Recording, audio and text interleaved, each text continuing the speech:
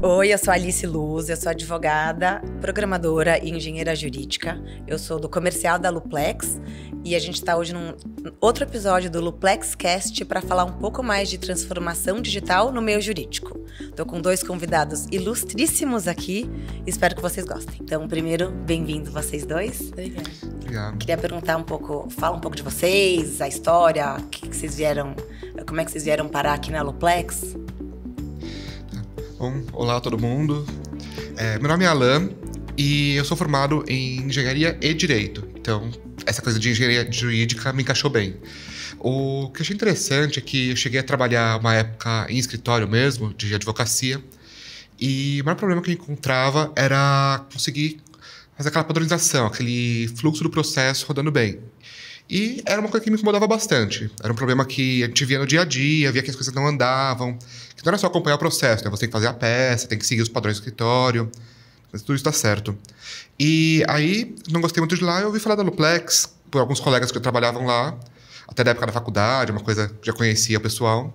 E falaram, olha, por que você não manda aqui para cá o currículo? Você parece que tem perfil, está querendo tomar parte nessa inovação que a gente está gerando. Então, vamos trocar uma figurinha, vamos ver o que você acha. E tô lá já há mais de um ano, e meio, já gostando bastante. Que bom. Eu sou a Samara. Eu trabalhei em diversos lugares, desde instituições públicas até empresas privadas, instituições financeiras. E uma grande dor do direito, no geral, é você acreditar que você precisa de coisas diferentes para você fazer padrões.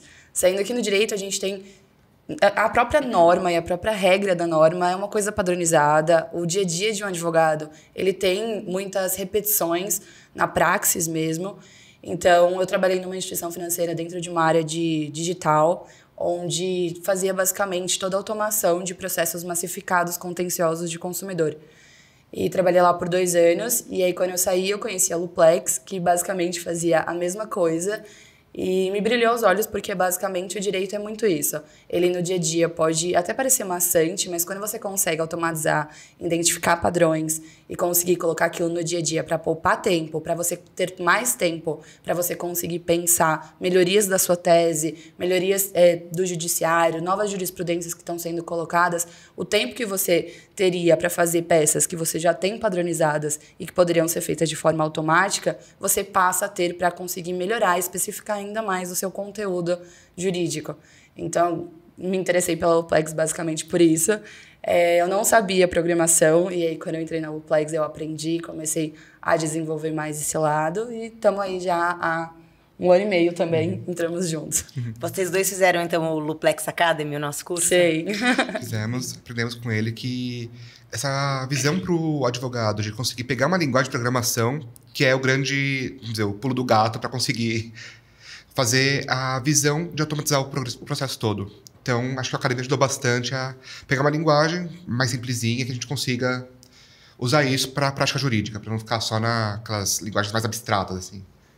O LaTeX, ele tem uma estrutura de documento, né? Ele tem a estrutura do LaTeX, ela é dividida diferente da maioria das linguagens, né? Ela é feita com base, de fato, num documento, o corpo do documento dele. Então, para um advogado, acaba que assim, você olha o código e você começa a ver várias coisas que você nunca tinha lido no português, mas conforme você vai treinando, você percebe que é muito similar a uma petição, uma peça jurídica mesmo, e você consegue entender a lógica dele.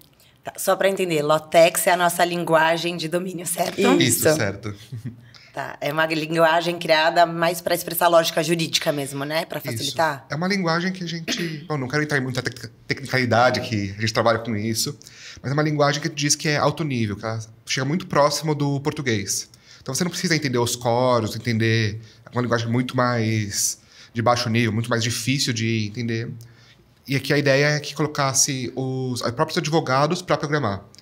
A gente considera que a parte mais difícil não é a programação, é pegar essa lógica jurídica, pegar todo esse conhecimento que o advogado vai ter na prática, de anos, de estudos de caso, que a Samara bem disse, e conseguir transformar isso num documento lógico. Porque quando você pega, vamos dizer, um exemplo de contencioso, uma contestação, você vai ter lá as preliminares, então, a maioria delas listadas no Código de Processo, então você vai ter uma lista de onde guiar. Mas se você pega um consultivo, quer fazer um contrato, você pode fazer o que quiser nas cláusulas. E depois de fazer vários, que o advogado vai ter essa visão de que é possível, sim, transformar aquilo lá no padrão.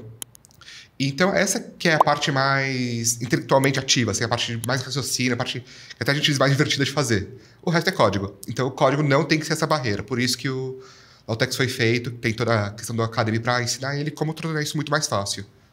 E, idealmente, também, você ter um advogado que está programando aquela linguagem, não a linguagem, mas você fazendo aquele produto, basicamente, você consegue pegar a lógica do direito que deveria ser aplicado dentro da automação e até mesmo conseguir empregar, na hora da produção, a experiência do usuário. Então, quando a gente está fazendo um template, um código, a gente sempre pensa como um advogado vai enxergar aquilo e como, apenas sendo advogado e não necessariamente um engenheiro jurídico, ainda assim vai ser intuitivo para ele usar a ferramenta. Legal. A maioria da equipe da engenharia é advogado mesmo, né? É mais fácil ensinar programação para advogado do que direito para programador. Exato. Isso. Os únicos que não são os estagiários, então, que são estagiários de direito também. Então, a equipe toda realmente conhece a área de direito. E é curioso que muita gente tem outras formações. Tem gente de letras para cuidar dessa parte que é de UX Writing, entender maior experiência do usuário. Tem parte de design, para fazer o legal design. Então, tem várias formações que se complementam. Por isso que a engenharia jurídica, ela gosta de todo esse campo. Não fica só, vou fazer programação. Não, tem que estudar o que é a peça, como é que ela vai ser transformada, como é que vai fazer a experiência do advogado usando, como é que vai fazer a entrevista mesmo, pegar os dados do cliente. Tudo isso é sempre pensado para fazer uma peça completa. Até mesmo no momento em que você vai sentar com o cliente para pensar um projeto novo. É interessante que você saiba o que ele espera para você conseguir levar isso para ele também. Então, por isso você já esteve lá atrás do computador dele, né? Com aquela mesma dor. Exato. É engraçado, o que eu mais ouço aqui nas vendas é: olha, Alice, eu não sei se você vai conseguir me ajudar, porque eu tenho toque, eu gosto de versalete, eu quero colocar negrito aqui, eu tenho muito apego às minhas cláusulas, isso aí só funciona para massa, não sei se funciona para mim. É verdade? Não, muito pelo contrário. A gente tem clientes de contencioso de massa que adoram o sistema, geram suas 3.000, 5.000 peças no mês. E tudo padronizado, tudo igualzinho. A gente tem muitos clientes também, aliás, acho que a maioria, se for falar numericamente, que não são de contencioso em massa. O que eles gostam é que todo o escritório vai ter o seu... A gente diz mood board, não sei se tem um termo em português para isso, que são os padrões do escritório, as cores que eles usam. E quando você vai replicar isso, às vezes acaba dando trabalho, acaba saindo fora do padrão. Você mudou o seu endereço, mudou algum e-mail de contato, tem que mudar em todas as peças, todos os padrões. E isso já tem no sistema que faça, o sistema da Luplex já vai tornar isso muito mais fácil para você fazer o seu dia a dia. E como está tudo automatizado, tudo no sistema, a gente vai lá, muda só uma ou duas linhas de código, já replica isso para todos os templates e consegue usar. É engraçado você ter dito que o primeiro contato com os clientes as minhas dores são únicas, minhas dores são diferentes. Porque muitas vezes a gente chega no cliente e fala, não, vocês querem... O cliente chega e fala, eu tenho essa peça, eu quero automatizar, vamos dizer, uma proposta de honorário. Uma peça que é bem comum de todos os escritórios terem. A gente fala, ok, mas qual que é a sua dor de verdade? O que realmente te aflige no dia a dia? Qual é o seu problema? E a gente vai conversar com ele, muitas vezes o problema dele não é esse. O problema dele é fazer uma outra coisa. A gente conversa, olha, legal, vamos fazer isso, mas vamos colocar em vista também que o seu fluxo de troca de e-mails, o fluxo de assinaturas não está rodando bem. Isso a gente também faz, também tem... outras partes do programa que conseguem fazer tudo esse contexto. Eu vejo que a dificuldade é não só em elaborar a peça, mas em gerir tudo, né? Então, os prazos, os contratos, as tarefas.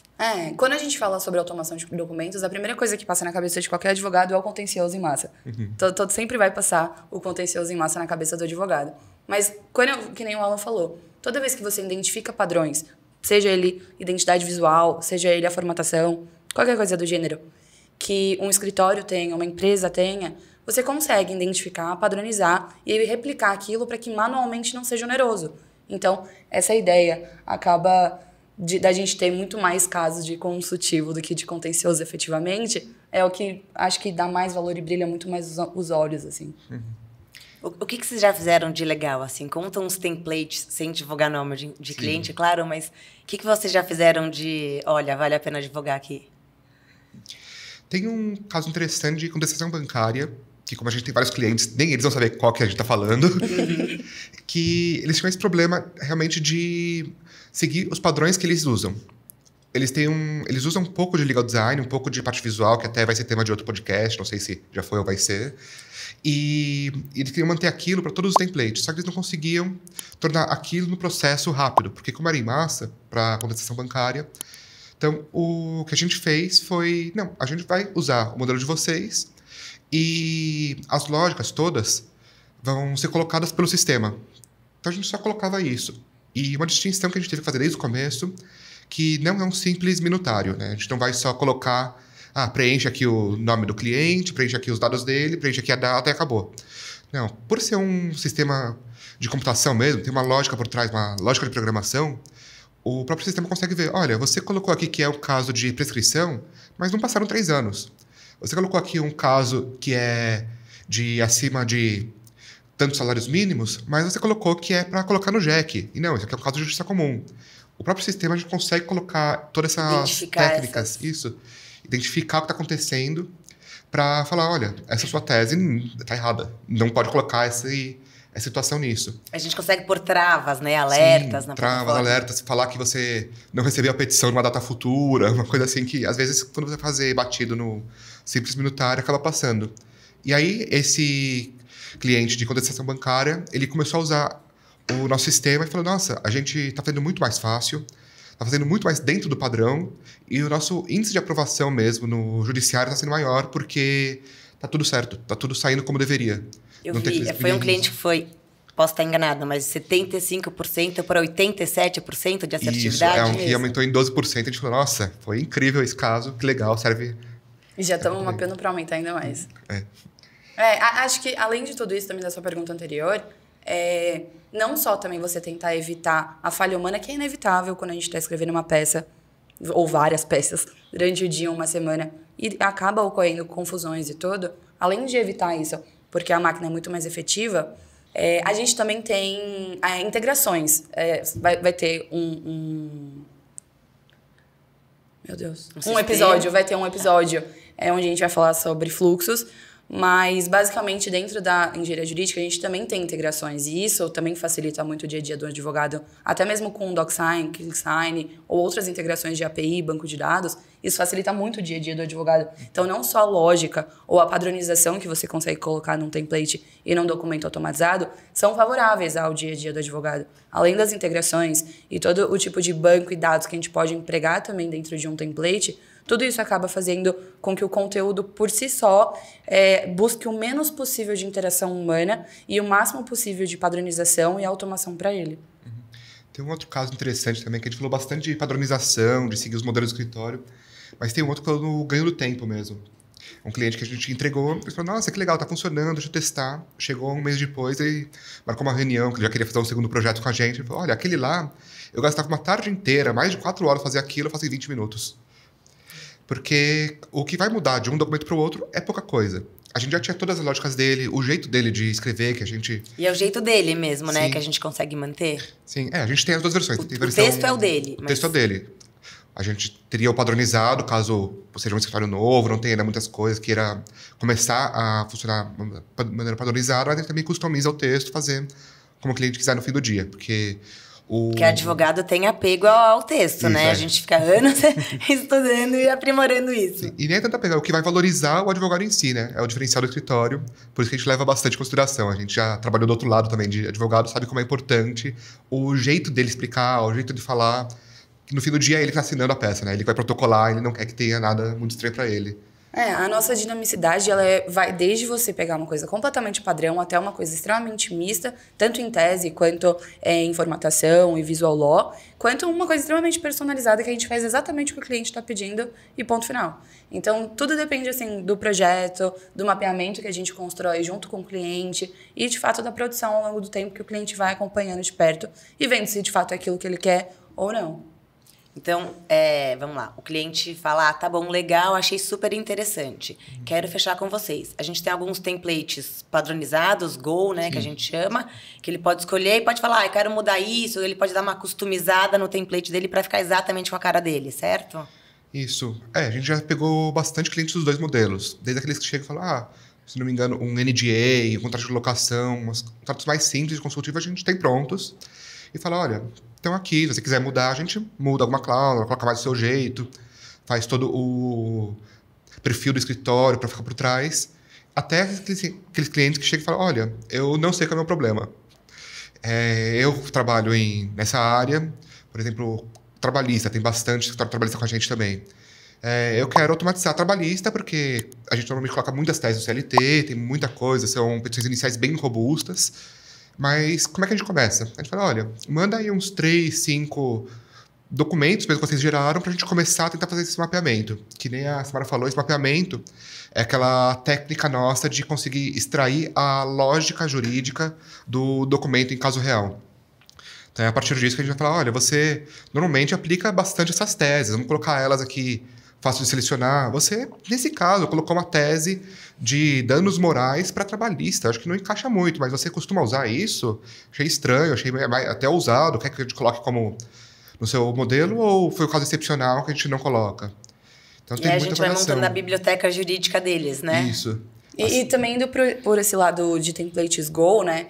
A gente está tendo uma tendência dentro da equipe e também, de um modo geral, na engenharia de conteúdo, que a gente está, não só como engenharia jurídica, mas junto com o Flows, com o BI, a gente está indo para uma tendência onde a gente já está fazendo mapeamentos internos, mesmo que não haja necessidade de um cliente X que fez esse pedido. A gente faz mapeamento de teses jurídicas, de tipo de petições, de tipos de documentos que dentro de um processo ou dentro da esfera jurídica sejam muito recorrentes e vão agregar valor à vida de um advogado. E a gente já está fazendo esse trabalho de fazer o mapeamento e já construir esses documentos padronizados.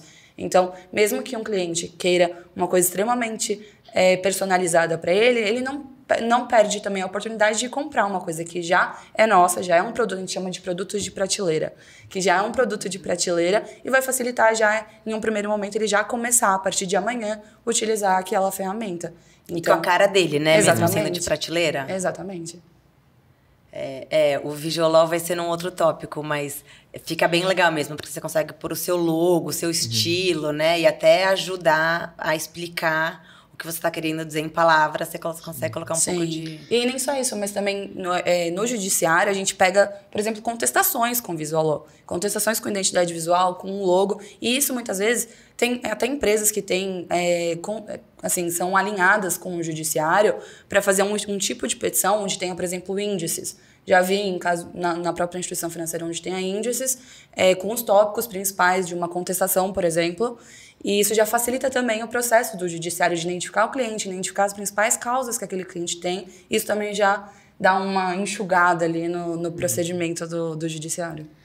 Aproveitando o gancho que a Samara falou agora há pouco, de que como a gente está fazendo esse banco jurídico, algumas teses que a gente não tem ainda, e acho que isso dá para puxar bastante para a inovação que a gente está fazendo na própria Luplex, no próprio dia a dia do trabalho. Até um caso concreto, há mais ou menos 1 ano atrás, a gente tinha um escritório de contencioso trabalhista que ele chegou no começo, olha, a gente tem aqui trocentas teses, vários problemas, vamos tentar resolver? Vamos, isso aí é o nosso dia a dia. A gente foi lá, mapeou, organizou tudo. Eles, nossa, muito bonito, mas a gente gostaria muito de que o número ficasse na horizontal no meio da página. A gente falou, ok, isso a nossa tecnologia não atende no momento. A gente, não, tudo bem, vamos fazer diferente, vamos... Passaram 3, 4 meses, a gente, olha, vamos tentar mudar a tecnologia para fazer uma performance melhor na parte visual de entrega, começar a colocar mais ferramentas do Word, colocar... a gente chegou a mudar a linguagem que a gente está usando na programação para conseguir... Incluiu outra, né? Colocamos outra linguagem em cima desse Lautex que você disse do Academy, e a partir disso a gente conseguiu ter uma performance para otimizar essa questão visual muito diferente. E com isso a gente conseguiu... Olha, as teses a gente não precisa colocar todas num único bloco. A gente pode começar a separar e usar a mesma tese para 2... As coisas se repetem, né? Muito, mais do que a gente imagina. Sim, é um caso que eu estava lembrando agora de um escritório que ele tem os clientes que são os clientes finais, que é quem usa tudo isso. Então, ele tem vários subescritórios contratados e ele só quer mudar o logo de cada escritório, mas quer manter os mesmos textos, mesmo tudo, a padronização dele. E aí, com essa ferramenta nova, a gente, até como não esperado, um benefício não esperado, conseguiu facilmente trocar só o logo, só isso, só um detalhezinho aqui do outro, para que ele consiga contratar esses subescritórios, fazer as petições no fim. Então, é uma inovação do dia a dia, assim, é uma coisa que A gente faz hoje vai ser muito diferente do que fizemos ano passado e que vamos fazer ano que vem. Embora para o usuário final vai ser só melhora de performance, resolver mais rápido, porque a parte técnica da advocacia existe há muito tempo. A gente está usando só uma ferramenta que facilita esse uso no dia a dia. A nossa agilidade frente aos problemas que um escritório ou uma empresa, ou até mesmo o nosso dia a dia em construção de produtos, a agilidade aplicada a isso é muito isso. Você conseguir lidar com os problemas no momento que eles chegam, porque o mercado é basicamente isso, o mercado principalmente com tecnologia é totalmente assim, extremamente volátil, e as novidades vão aparecendo, as empresas vão achando inovações, e você tem que se adequar àquelas inovações. Então, um dos nossos clientes, mesmo assim, para muitas pessoas pode parecer uma coisa mínima, mas para o nosso cliente é importante, então a gente valorizou isso. E quando a gente viu que era uma coisa recorrente, a gente implementou uma nova ferramenta junto da equipe e estamos crescendo cada vez mais nossas linguagens e nossas especificações. Sim. E melhorando ainda mais nossa performance ali dentro. Casos que estão acontecendo, assim, semana passada, que ainda estão totalmente em estado da arte. Muitos escritórios já têm algum sistema próprio de banco de dados, né? Que guarda todos os seus clientes, todos os processos. E a gente recentemente... Sistema de gestão, assim. Sistema de gestão que já use. E o escritório já usa aquilo há anos, já sabe usar. Trocar esse sistema de gestão vai dar um trabalho maior do que só fazer a automação. Então, o que a gente começou a fazer é usar ferramentas, robôs, que tecnicamente chamam APIs, que elas conseguem ir atrás desse banco de dados e pegar a informação, extrair elas. Então, a gente só usa o próprio ID do banco de dados deles, já puxa nome, CPF, caso, tudo isso. Isso é uma coisa que recentemente a gente está começando a fazer, já vi ao vivo acontecer. ID como identificador, no caso. E essa é até a minha pergunta. Vocês usam diversas ferramentas, imagino que no meio de tecnologia deve ter coisa nova todos os dias, né? Não deve ser fácil de acompanhar, é muito mais dinâmica do que o direito nesse sentido. Sim. Né? Porque as nossas decisões são muito mais lerdas para mudar. Sim. Aqui. A gente fez uma estruturação de equipe onde a gente tem a divisão onde tem pessoas que fazem arquitetura, tem pessoas que fazem o código, tem pessoas que fazem integrações. Todo mundo faz tudo ao mesmo tempo, tudo junto, mas cada um tenta se especializar o máximo possível em algumas coisas. A gente também está implementando hoje em dia JSON, Reaction JSON Schemaform, um framework de JavaScript. Não vou entrar em detalhes da linguagem. Galera assustou. Para quem for programador e está assistindo a gente, basicamente é um framework de JavaScript. E é muito interessante porque a gente percebeu que o LaTeX, ele é ótimo para documentos, mas existem diferenças na linguagem, apesar das duas fazerem formulários. Então, para determinados casos, o React ele é muito mais efetivo e dependendo do caso, o LaTeX é efetivo. E a gente está cada vez mais estruturando o aprendizado da equipe para fazer com que o React, que atende muito mais às nossas necessidades, seja implementado e a gente consiga levar todos os benefícios do LaTeX para dentro da linguagem ainda. Então, mesmo que a gente tenha um objetivo hoje com uma linguagem ou com uma ferramenta, amanhã esse objetivo pode ser ampliado. Ele nunca vai ser substituído, ele vai ser ampliado. E a partir disso, a gente vai especificar ainda mais a nossa ferramenta e tentar aprimorar ainda mais a linguagem. Legal esse gancho exatamente, que a Samara falou, porque como a gente usa muitas ferramentas, a gente chegou num ponto da equipe e falou, gente, para começar, a gente tem que começar com 4 linguagens de programação e não sei o quê, e mais não sei o quê. Não dá humanamente, a gente é advogado, a gente não é programador. E aí a gente... Até temos os nossos programadores, Temos programadores, são outra outros equipe, gênios aqui. Outro pessoal também muito bom, trabalha direto com a gente, faz integrações. Mas a gente chegou nesse ponto, cara, vamos ter que especializar. Vamos ter que, cada um, pelo menos por uns 6 meses, fazer...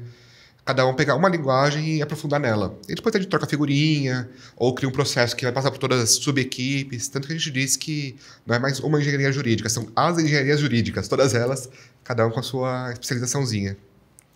E o futuro hoje em dia, que todo mundo está vendo de mais desenvolvimento, programação, é a integração, né? É conseguir um banco de dados conversar com outro, uma fonte de informação conversar com outra, conseguir... Até um sonho nosso que está quase acontecendo, conseguir pegar uma petição mesmo, usar algum robô que consiga ler a petição real nos tribunais e colocar isso já no sistema para que tenha todos os dados completos. São coisas que ler uma defesa, ler um ofício, identificar o que tem no ofício. Isso, identificar não só a parte formal de partes, identidade, qualificação, mas quais teses jurídicas estão lá, quais foram os pedidos feitos. E tudo isso é uma coisa que a gente está hoje em dia fazendo. Então, daqui a alguns meses a gente espera que já seja realidade, não seja mais ficção científica. E a tendência também de você ter uma engenharia de conteúdo é basicamente isso. As integrações, elas são muito ricas. A gente já sabe automatizar um documento, mas as integrações que pode ter ali dentro são muito mais ricas, elas trazem muito valor pro dia a dia. Então, basicamente, hoje em dia a gente tem área de flows, tem a área de BI e tem a engenharia jurídica. Não vou ficar explicando a especificidade de todas, assistam os episódios correspondentes, mas, basicamente, hoje em dia, a gente está tendo uma visão muito mais ampla do nosso produto. Então, basicamente, a engenharia jurídica, ela pensa uma parte de todo um processo de produção que, ao final, gera uma cadeia de trabalho onde você pode pegar, por exemplo, a gente tem casos de um fluxo onde a EJ faz os documentos, as automações dos documentos que podem ter ali dentro, os mapeamentos, as teses, e, junto disso, dentro do fluxo com flows, as próprias informações das partes, da qualificação e até as teses que podem ser usadas já vão ser jogadas dentro de um fluxo de trabalho, criar um caso e você já pode acompanhar esses andamentos. Então, assim, cria uma tarefa também? Cria uma tarefa, você cria a tarefa, faz o andamento, anexa o documento ali, você pode revisar. Então, a gente tem casos de fluxos onde a EJ fez a petição de contrato, por exemplo, NDA, enfim. E aí, quando você chega ao final do fluxo, você já tem todo um fluxo de aprovação, onde está dentro do cases, com o andamento e com a criação de tarefa. E, basicamente, o advogado ele não precisa estar ali, oi, vamos fazer uma reunião para a gente falar aqui sobre o nosso contrato de confidencialidade? Não precisa disso mais. A gente tem toda uma divisão, onde cada equipe faz um pedacinho de um produto que, junto, faz um trabalho processual e consultivo gigantesco, assim. Então, a gente pega o documento do nosso cliente, mapeia, né, como vocês falaram, que acho que é o trabalho mais demora, mais delicado, porque cada caso é um caso. Sim. Aí a gente automatiza esse documento e depois a gente consegue orquestrar todo o ciclo de vida. Então, vocês fazem o documento faz uma tarefa, manda e-mail, são as ações inteligentes, não é isso? Exato. A gente diz que a gente cuida do ciclo de vida completo do documento, que nem você disse. A gente cria ele, depois vê o que está acontecendo, não sei o quê, e vai até o encerramento dele para, ok, agora está encerrado isso, não precisa dar nenhuma continuidade. E tudo isso é bem o que você disse, a parte de mapeamento, que é quando a gente vai personalizar, quando vai ver qual é a dor de verdade daquele cliente. Porque muitas vezes ele chega e fala, eu quero contestar, eu quero automatizar isso, que é uma peça que ele usa 2 vezes por dia. Até um caso curioso de subestabelecimento. Chegou ao escritório e falou, olha, é muito legal esse subestabelecimento que vocês estão fazendo, só que eu demoro mais tempo para fazer pela plataforma do que eu faço na mão. Ele falou, não, então tem alguma coisa errada, vamos conversar. Por que isso? Porque a gente normalmente vai ter o banco de dados de vocês, é só clicar, é só selecionar, vai ter todos os dados dos advogados. Você já pulsou a B, endereço. Aí a gente foi atrás dele, não, vamos conversar, vamos entender. E ele falou, porque a nossa subs é muito simples. A gente já qualificou ele na petição, então a gente só quer o nome e o nome do advogado da gente. A gente não precisa de toda a requalificação, tudo isso. A gente, tranquilo. Foi até uma peça simples, que era só uma adaptação, a gente, em poucos dias, não chegou uma semana, entregou para ele, perfeito. Ele elogiou, falou, olha, é isso que a gente precisava. Agora realmente está facilitando. Essa é a dor, vocês entenderam muito bem a nossa dor para conseguir resolver, ao invés de só levantar e falar, não quero mais. Acho que esse acompanhamento do ciclo de vida do documento é basicamente isso. Se eu criei aqui, por exemplo, uma petição inicial e eu criei um formulário, coloquei todas as respostas correspondentes às variáveis, nome das partes, tudo. Basicamente, quando eu passar para o próximo documento, não necessariamente eu precisaria responder todas essas perguntas de novo e colocar esses dados que já são repetidos anterior. Então, você já pega mais um pouco de tempo que você teria e já facilita ali também. A gente fala na nossa apresentação comercial que os documentos eles falam entre si. Então é justamente isso. Eu fiz uma contestação, saiu a sentença. A gente pode ter um template que chamaria de análise de sentença. Então, o que o juiz falou sobre, ele já tem toda a lista de temas que foram requeridos, né, solicitados lá na inicial, na contestação. Isso. Isso é o que a gente está estudando hoje em dia. Que muitas peças já estão conversando uma com a outra. E a gente agora está começando a integrar com coisas externas. Que nem eu disse, com bancos de dados externos, com outros sistemas, com até conseguir ler direto do judiciário, fazer outras integrações. Porque quando a gente cria o preenchimento pelo sistema que a gente tem de gestão de processos e vai conversar com a gente para criar o documento, é fácil, né? A gente usa a mesma língua, tudo internamente, e agora o grande desafio é conversar com os outros. Que a gente sempre fala que nossas APIs, nossos robôs, eles são ativos. Eles têm capacidade de ir atrás dos dados para extrair essa informação. Que no a gente pode extrair, a gente pode escrever também, não é? Recentemente, era uma empresa de bancário também.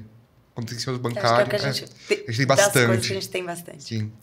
Que eles queriam isso, que pegasse os dados de um banco de dados passasse pela gente, criasse a minuta, criasse o acordo, criasse o documento todo, e depois colocasse todos os dados em outro banco de dados. Deu um trabalhinho, mas a gente fez, tá entregue.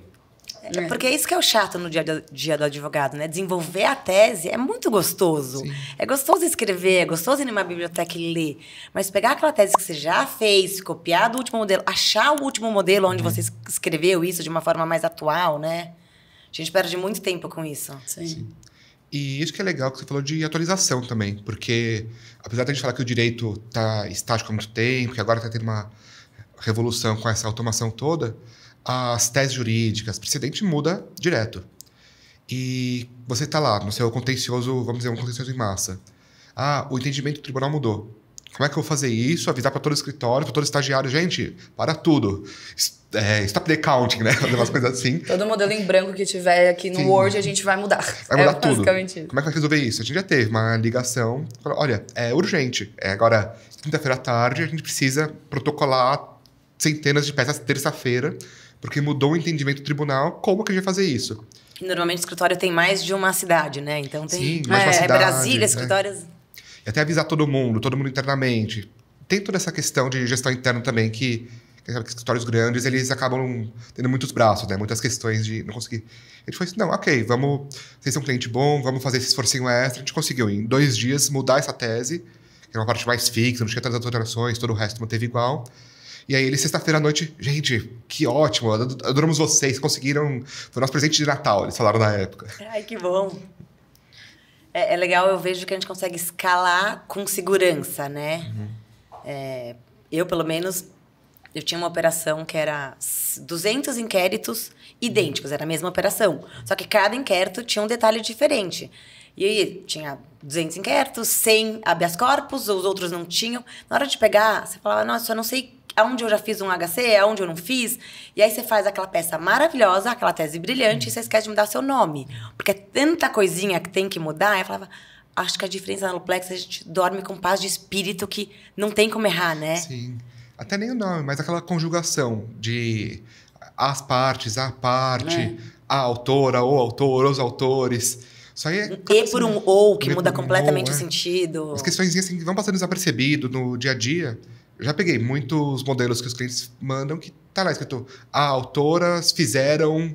Tem umas conjugações que passa batido. Porque não é importante. Não é tese jurídica. É aquilo que vai ficar no Ctrl-C, Ctrl-V sempre. E nem só isso, mas assim, você tem um inquérito e você tem 1 milhão de peças para você fazer. Nem todas ali necessariamente você vai pedir habeas corpus ou, enfim, qualquer tipo de remédio jurídico, remédio constitucional aplicado.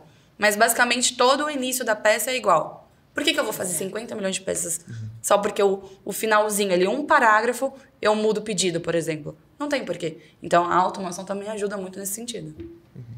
Muito bom, gente. Alguma coisa que eu não perguntei, que vocês queriam falar? Alguma tecnologia nova que tem no mercado? Ou a gente não pode falar para não entregar para os concorrentes? O que a gente está estudando bastante agora é essa parte de conseguir ler e entender o que tem no processo, que é bem a conversão de linguagem natural para linguagem artificial. Porque tem muita discussão se o direito seria ou não uma linguagem artificial, né? Por aquela questão do juridiquês, aquela questão mais hermenêutica. Mas, no fim do dia, está em português. Está numa linguagem que, talvez um termo ou outro, você vai ter que pesquisar o que significa, um termo técnico, mas você entende o contexto da obra todo. E o que a gente está querendo agora é começar a integrar com inteligências artificiais de verdade, não só essa lógica que a gente usa de automação, que existe uma inteligência atrás dela, mas não é a inteligência artificial do mercado, todo mundo falando. Mas é o que a gente quer começar a usar agora, para que ela consiga entender o contexto, já que está em português, e falar, olha, aqui foi aplicada a tese A, C e D. E aí chega no nosso banco de dados, se foi aplicada essas teses, a resposta para elas numa contestação é essa. O pedido é esse. O que a gente espera que aconteça no tribunal é isso. Por quê? Porque a gente também tem toda a parte de BI que está analisando como é que foram os últimos milhares de casos resolvidos. Tem toda a parte de fluxo vendo, olha, normalmente isso aqui vai empacar em tal momento. Então, quando você tem essa visão completa do documento, você consegue especializar nesses detalhes, falando, olha, aqui dá para otimizar, aqui dá para ficar melhor. O advogado não precisa escrever tudo. A gente consegue criar um bot, a gente está criando um bot, não está pronto ainda, que vai conseguir ler tudo isso e já completar. E já colocar, encaixar as teses. E completar da forma deles, né? Com A as forma teses deles, com a biblioteca jurídica deles. Esse bot faria a lógica jurídica. De pegar e falar, olha, essa situação aplicaria melhor essa tese. Mas aí cada cliente tem a sua biblioteca. Fala, esse cliente gosta da biblioteca C dessa maneira. Esse cliente gosta da biblioteca D dessa maneira. A biblioteca F, ele não se importa muito, a gente pode usar padrão. Ele nunca quis customizar dele. E de um modo geral, assim, mais genericamente, pegando um pouco até do que o Alan disse, o positivismo jurídico basicamente facilita a lógica de programação dentro de um trabalho de um advogado. Porque você tem ali coisas definidas, algumas nem tanto, mas de um modo geral, 90% do direito sendo como um positivismo acentuado, você consegue mapear a repetição de padrões. Então, assim, pegar uma jurisprudência e ver o que mais tem de votos, ou enfim, qualquer tipo de tese, mapear a tese, mapear a construção de documento. De um modo geral, você consegue casar isso com a lógica de programação. Por isso que isso de esse cliente prefere tal tese nesse formato por determinado motivo X, então use a tese C. Porque você consegue, junto com a própria hermenêutica do direito, você consegue fazer basicamente esse casamento com a linguagem de programação. Só que de uma forma mais ampla, acho que o direito digital ele é a grande inovação daqui para frente no mundo do direito. A gente tem muita onerosidade fazendo o trabalho de um advogado convencional, onde 70% do tempo dele é copiando um documento em Excel e replicando só variáveis de nome de cliente, escritório, enfim. Mas nem só isso, só que você consegue, voltando naquele ponto, fazer com que o trabalho de um advogado seja ainda mais qualificado para o que realmente deveria ser, e não só ficar replicando o que você já disse em 50 processos anteriores. A gente trouxe aqui, uma vez, e lembrando da Microsoft, saiu um estudo deles que as pessoas perdem quase que metade da semana só procurando informação que já escreveu em algum outro lugar. É impressionante. E só uma última coisa, a gente falou aqui de API. Então, a API é quando a gente integra os dois sistemas, eu consigo tanto puxar como escrever uma informação no outro sistema, né? E tem a RPA também, né? A gente consegue usar as duas formas para integrar o nosso fluxo e o nosso documento? Eu conheço que o RPA, no sistema do Cases, está bem integrado. O Cases não é tanto a engenharia jurídica, mas é um outro departamento dentro da Luplex também, que ele consegue fazer toda essa gestão do documento. E o RPA está há anos, eles estão usando faz tempo, conseguem extrair todas as informações mais técnicas, né, do andamento, como é que anda. Busca certidão, busca andamento, busca push, decisão. Isso, tudo isso que está acontecendo lá para isso é tudo RPA. Isso tudo é RPA. A API ela é um pouco mais sobre não precisar ter trabalho humano envolvido. Então, por exemplo, na construção de um fluxo, você usa APIs para você iniciar um fluxo. Ou então, por exemplo, aqui no Cases, você teve todo o RPA envolvido. E aí você volta com uma informação de, a gente teve o documento assinado por uma das partes. Então, agora a gente vai mandar para outra parte assinar. Isso daí você consegue fazer pela API também, mas para o fluxo em si funcionar. E não necessariamente dentro do Cases. Mas não assim, a gente trabalha muito não com uma coisa ou outra, mas os dois casando juntos. Então, eu posso fazer uma contestação, na hora que eu aperto salvar, ele já manda um e-mail para quem tem que mandar, já marca uma tarefa na minha agenda, já manda para o meu revisor, se tiver meu chefe que tem que reler. Exatamente. Na hora que você termina de responder um formulário, basicamente, que está na mão do advogado, você dá um submit, você consegue iniciar vários tipos de tarefas e atividades que dentro de API e RPA você consegue iniciar. Até as questões de assinatura virtual, de DocuSign, CertiSign, estão todas integradas já na plataforma. Então, você já consegue assinar facilmente, colocando todo o login, tudo isso certinho. É só mais uma pergunta, né? Quer mandar para assinatura digital? Sim, e já chega no e-mail, já clica lá, assina. Tá tudo bem integrado já essa parte. Não precisaria de uma reunião para todos os sócios assinarem, por exemplo. Podia ser aquele meme, né? Mais um e-mail, como é que era? Mais uma reunião que poderia ser um e-mail. Sim. Que nesse caso não precisa nem ser e-mail, né? Já marca a tarefa direto. Exato. E só para acabar aqui, não é só a gente falou bastante em petição, em contestação, é qualquer tipo de documento, né? Reporte, RPA... É curioso que a gente, quando está em umas reuniões iniciais com o cliente, até a área comercial você deve saber mais, mas muitas vezes o cliente, em potencial, fala, olha, isso não é para mim. Aí você fala, não, por quê? Você é um escritório de advocacia, mas eu sou muito pequeno. E é por isso que é interessante começar a usar essa automação. Você está começando agora na carreira, um escritório pequeno, até pode ser um de boutique, assim, especializada, mas você já tem suas teses, você já tem os seus clientes, você já sabe o que fazer da vida. Então a gente também consegue chegar nisso. Até no outro oposto, até escritório gigantesco ou contencioso em massa, a gente também consegue chegar e falar, olha, vocês precisam ter essa padronização, precisam ter esse ganho de performance, precisam ter todos esses avanços de outras tecnologias que estão chegando no mercado. Então a gente tem cliente de todo o espectro. Isso que é o mais interessante de ver. Padronização, e a gente chama de visual law, mas é design, basicamente. Você não necessariamente tem só no direito. A gente tem clientes que não tem nada a ver com direito, mas que tem direito em uma das áreas, por exemplo. Então, Exato. o direito, ele tá em todo lugar, isso é inevitável. Tudo, um contrato, enfim, qualquer coisa que seja, não importa. Toda a empresa, necessariamente, em algum momento, no seu crescimento, vai colocar um departamento jurídico ali. Mas nem só isso, só que não necessariamente o documento precisa ser jurídico propriamente. A gente tem manuais, né, de empresas de automóveis, tem Política outros de tipos privacidade, Política uma de bem privacidade. bonita, de uma empresa bem famosa, com Sim. os carrinhos, estava no site. Exatamente. Então, não necessariamente precisa ser uma petição, uma contestação, enfim, uma alegação final. Não necessariamente precisa ser um documento jurídico para a gente fazer automação.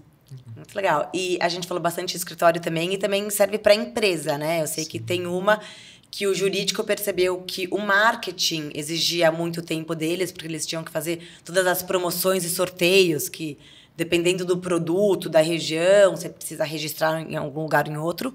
E daí a gente definiu o playbook com o jurídico e hoje o marketing, que é o usuário da plataforma, não é isso? Exatamente. Tem até um outro caso era um escritório de tributário, que ele tinha muita questão com parte de marketing, que para fazer a proposta de horários deles, essas questões mais visuais, nunca passava pelo marketing dele, pela parte comercial. Eles falavam, a gente tem que seguir o padrão perfeitamente aqui, mas tá 2 minutos para lá, tá 2 minutos para cá, e não saía. Eu falei, não, então vamos sentar com eles e ver como é que é o perfeito. A gente chega lá, tá, é assim, ok, colocamos aquilo na programação e o computador nunca mais errou. O computador no fim do dia vai repetir aquilo quantas vezes for necessário. Não cansa e não erra. Não cansa e não erra. Enquanto você vai lá, mas agora o nome do escritório que a gente quer contratar é muito grande, aí comeu a linha, e aí caiu da página, errou aqui, e aí o mouse foi lá e puxou o quadradinho errado. Então é uma coisa que eles começaram a ganhar muito em performance pela repetição e pelo próprio tempo de uso. Cada vez que você vai usando mais, vai colocando mais coisa. E agora a gente até está num caso com eles que está ampliando para outras áreas, que a gente fazia poucas coisas com eles. Eles até, essa semana, mandaram, olha, eu quero fazer um template novo com vocês. Vamos começar uma coisa totalmente nova? Vamos. Legal. Eles mandaram, isso aqui é o que a gente faz. Vamos fazer de novo, vamos fazer mais uma coisa. E quanto mais a empresa também estiver envolvida com o nosso dia a dia, com as nossas produções, mais os funcionários delas vão estar treinados para conseguir fazer esses documentos, assim, falar pra gente o que eles querem e juntos a gente construir um produto juntos. E agora, um grande receio que sempre chega nos escritórios. Mas vocês vão matar os advogados? A gente vai passar fome? Aí a gente fala, Boa. olha, se você for um advogado muito ruim, você vai. Mas isso é o mercado. Mas isso aí não tem regulando. nada a ver com a tecnologia. Isso tem nada a ver com a tecnologia. Porque o que a gente vai é pegar a sua tese, aquilo que você passou um tempão pesquisando, estudando sobre o assunto, e colocar aquilo lá como o seu modelo a ser usado depois. Você mudou sua tese, mudou o entendimento, quer mudar todo o conceito? Vamos lá, vamos mudar. É só mudar a parte fixa, mudar a parte textual, que no fim do dia é mais fácil, né? A comunicação entre as plataformas todas. E você, como bom advogado, vai estar ainda à frente dos outros. Você vai conseguir aumentar a sua produtividade. É como se tivessem 10 advogados bons como você. E o advogado ruim, esse, infelizmente, vai ter que procurar outra área. É um casamento, assim. Tanto o advogado quanto a inteligência, a automação, eles juntos fazem o trabalho ideal para o dia a dia. Então, a automação não funciona sem o advogado, mas o advogado funciona muito melhor com a automação. Sim, a máquina não vai substituir o advogado, mas o advogado que usa a máquina vai substituir o advogado que não usa, né? Isso, exatamente. É basicamente assim, quando a máquina, ela tem o potencial de fazer o trabalho que um profissional poderia estar fazendo, a gente tem um problema, porque o profissional, ele faz anos de uma faculdade, se especializa em uma área determinada, e o dia a dia dele é copiar e colar teses, tem alguma coisa de errado dentro da nossa área. Então, é um crescimento que é inevitável e não é culpa da inteligência, não é culpa da tecnologia. E o advogado vai poder perder mais tempo despachando, fazendo uma sustentação oral com mais afinco, estudando, indo na biblioteca, até circulando para ir para captar cliente, né? Sim. E não simplesmente copiar e colar de alguma coisa que ele fez na semana passada e já não lembra mais aonde foi. Ele vai parecer mais advogado do que sem isso. Ele vai advogar de novo. Exatamente. É o que eu falo, foi por isso que eu saí da advocacia. Eu era criminalista, foi 10 anos, escrevi livro, escritório, eu amava. Só que no final do dia eu ficava mais cansada repassando o que eu já escrevi do que criando coisa nova, porque não dá tempo. E assim, por mais que você seja o advogado mais bem organizado do mundo todo, não consegue superar a organização que uma máquina tem, porque ela é muito precisa e assertiva, então. A biblioteca jurídica da Luplex vai ser sempre vai ser mais precisa, né? Precisa. Mais rápida. Sim. Sim. Muito legal, gente. Obrigada. Queria agradecer a vocês. Obrigado pelo convite, a gente agradece também. Poder falar um pouco do que a gente faz, né? Todo mundo pergunta, o que é engenharia jurídica? Agora é só ver o podcast, vai estar lá. É uma boa coisa, boa né? O pessoal Tem a camiseta, né? Sim. Não é advogado, programador, engenheiro jurídico. Sim, vemos todos uniformizados. Agora todo mundo vai saber o que um engenheiro jurídico faz, basicamente. E qual é o nosso objetivo construindo esse novo mercado do direito digital. Muito legal. Se você não conhece a Luplex ainda, entra nas nossas redes sociais, nosso site luplex.com.br. Tem todas as informações lá, vocês podem falar com a gente a qualquer momento. Vai ser um prazer mostrar um pouco mais desse mundo para vocês.